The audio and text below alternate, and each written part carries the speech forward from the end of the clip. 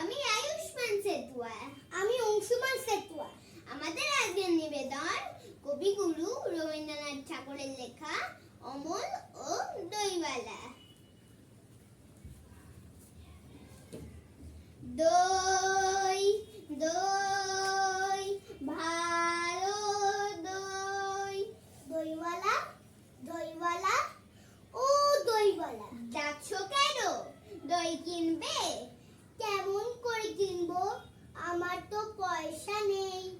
কেমন ছেলে তুমি, কিনবে না তো আমার বেলা বইয়ে দাও কেন? আমি যদি তোমার সঙ্গে চলে যেতে পারতুম তো যেতুম। আমার সঙ্গে? হ্যাঁ, তুমি যে কত দূর থেকে হাঁটতে হাঁটতে চলে যাচ্ছ শুনেই আমার মন কেমন করছে।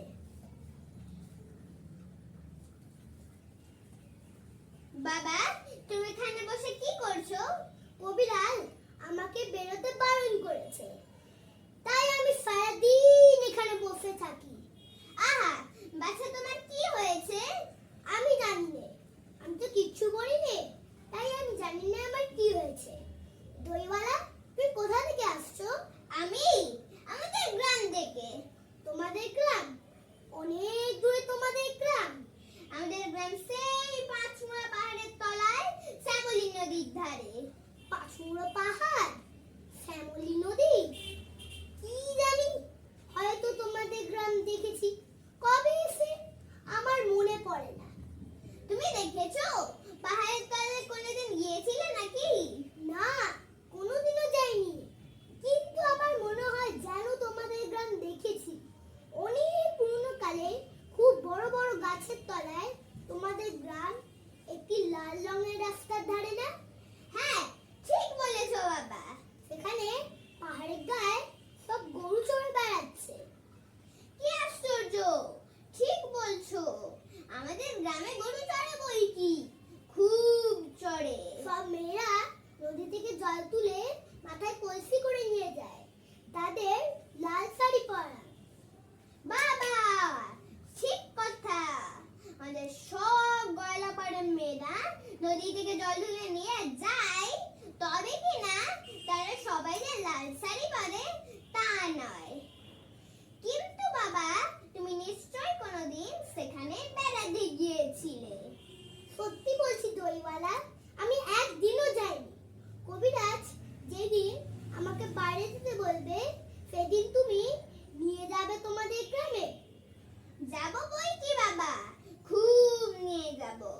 আমাকে তোমার মতো ওইরকম দই বেচতে শিখিয়ে দিও, ওইরকম মাকালি নিয়ে, ওইরকম খুব দূরের রাস্তা দিয়ে মরে যাই।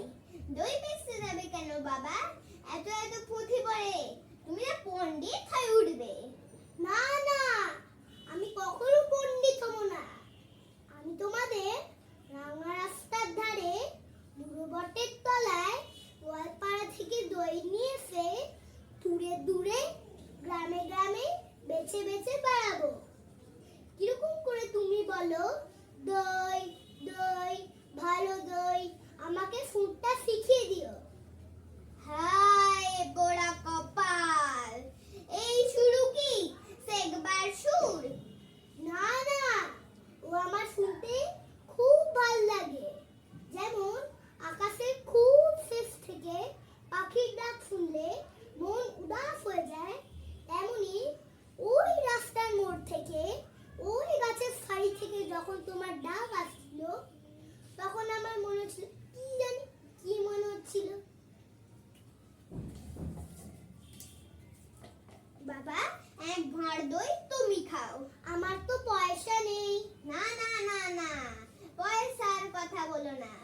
তুমি আমার দই একটু খেলে আমি কত খুশি হব। তোমার কি অনেক দেরি হয়ে গেল? কিচ্ছু দেরি হয়নি বাবা, আমার কোনো লোকসান হয়নি। দই বেচলে যে কত সুখ সে তোমার কাছে শিখে নিলুম। দই